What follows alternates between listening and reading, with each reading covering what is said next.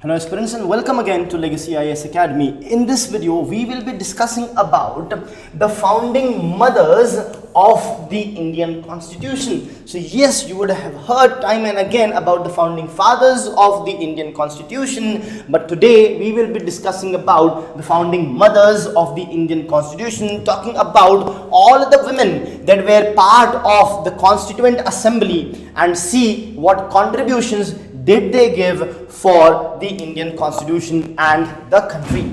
So let's get started with respect to the news. So what's the news all about? So of course we are celebrating our 77th Republic Day. So a very happy Republic Day to all of us.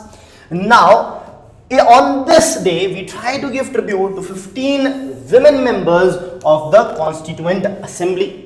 So as we all know that the Constituent Assembly was the organization, or you can say the body, that formulated the Indian Constitution. This assembly consisted of 299 members. It worked for almost 3 years, 2 years, 11 months and 17 days. Now this Constituent Assembly of 299 members also consisted of 15 women.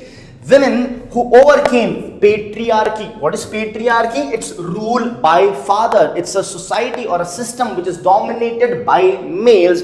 So they overcame patriarchy. Not just that, there still is caste-based discrimination. We might have reduced it, but it still exists. So they overcame the caste-based discrimination as well.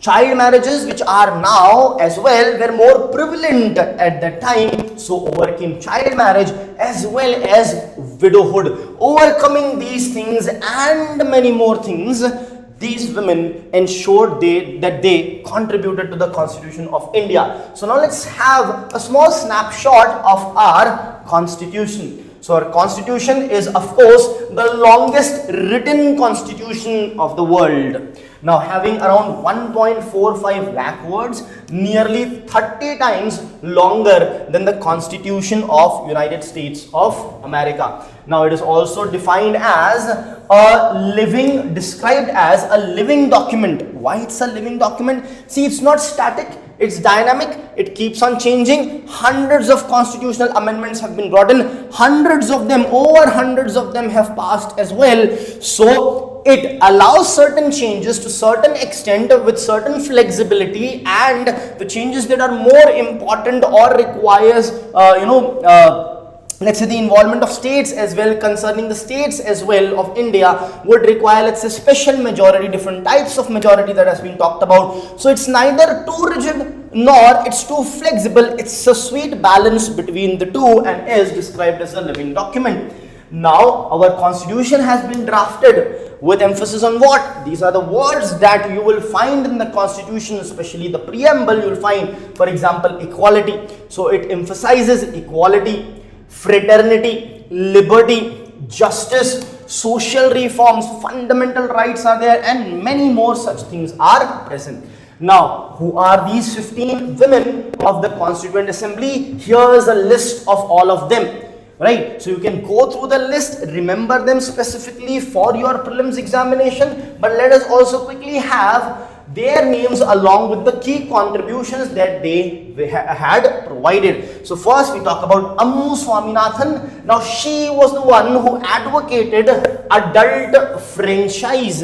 What is adult franchise? That means anyone over the age of 18 should be allowed to vote. She is the one, of course, one of the 15 who helped build the Constitution. Removal of untouchability, Child Marriage Restraint Act. Then you have Dakshiani Velayodhan. Now Dakshiani Velayodhan, she is the first and only scheduled caste women member. Very important for your prelims examination, of course, but also to remember her contribution and the fact that she was the first and of course the only scheduled caste women member. Strong supporter of Article 17, called untouchability a sin against humanity, which is of course true. Then you have Renuka Ray, women's rights to inheritance is what she talked about, right to divorce, social welfare of marginalized groups, so on and so forth. You have Annie Mascarene. Now she supported integration of the princely state and warned against the excessive centralization of the power. Then you have Begum Aizaz Rasool. Now here she is the only Muslim woman member of the Constituent Assembly. So we have seen one member from the scheduled caste who was a woman and one woman member from the Muslim community. Now she opposed the separate electorates and communal reservations.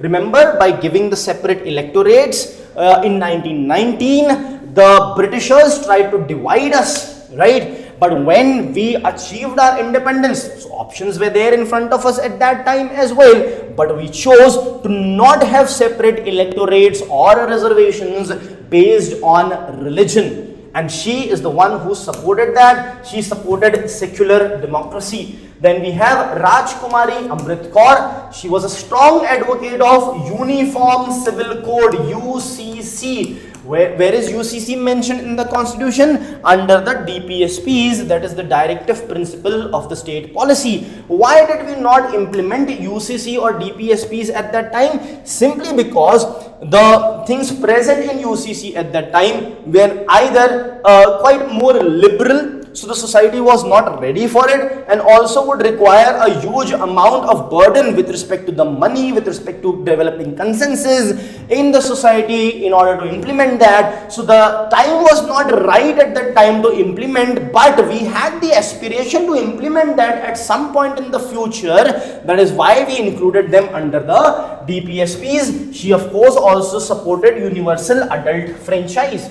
Then you have Purnima Banerjee. She talked about education as a right of livelihood, emphasized on religious harmony through education, and led the singing of Jana Gana Mana, that is our national anthem.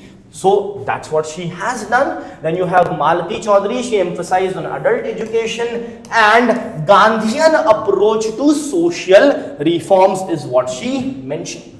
Then you have Leela Roy. She was the one who opposed partition. Of course, a lot of the Indians, in fact, overwhelming majority did not want partition. But of course, you know that there were certain forces which wanted that, and then they got it. And then we can see the difference that has been created with respect to India and Pakistan that was formed, which then got further divided into Pakistan and Bangladesh. So the situation there we can see is of course way worse off than the situation here in India, simply because of our constitution builders and the people of India, which even with so much of diversity find unity together. Then worked on refugee rehabilitation, promoted women-led journalism, so on and so forth. Then you have Sarojini Naidu. Right, now remember, these women are not just the part of Constituent Assembly and just did things after the independence. They have also contributed to our freedom struggle, right? So she advocated equality, justice and freedom, emphasized women's constitutional inclusion. Then you have Suchita Kriplani. She was the leader of the Quit India movement. Now when the Quit India movement was about to start, the Britishers had jailed the top leaders, the male top leaders specifically. At that moment of time, new leaders came to the fore, especially the leaders from women came to the fore. One such leader, Suchita Kriplani. You would also hear about Aruna Asif Ali and others who took the baton of leading the Quit India movement in the absence of the stalwart leaders that we had. So Suchita Kriplani was also a leader of the Quit India movement. She is also, or was also, you can say, was the first women chief minister, right? And she has been the chief minister of Uttar Pradesh. Then you have Kamala Chaudhary, a Gandhian writer, participated again in the civil disobedience movement, that is the movement for our freedom struggle which was there. Then you have Rajkumari Amrit Kaur. She was the first women health minister and the founder of All India Institute of Medical Sciences, that is AIIMS.